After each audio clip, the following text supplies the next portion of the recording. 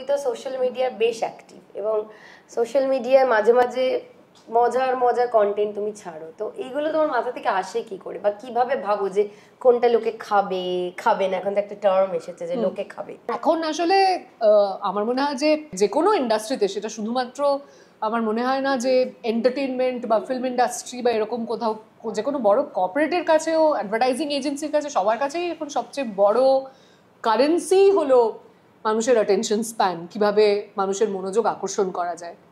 Social media আসাতে সেটা আরোই বেশি অ্যাগ্রেসিভ হয়েছে।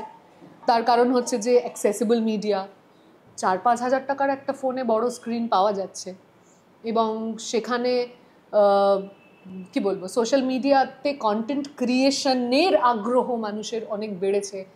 যে কোনো মানুষের কাছে একটা ফোন থাকলে পরে সেও কন্টেন্ট ক্রিয়েট করছে।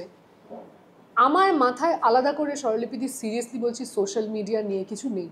একজন মানুষ গপ গপ করে বসে এক থালা খাবার খাচ্ছেন, সেই ভিডিওতে যে পরিমাণ ভিউ আছে সেটা আমি প্রচুর কথা বলে I can be the funniest, কিন্তু আমার ভিডিও ওই ভিউ কোনোদিন পাবে না।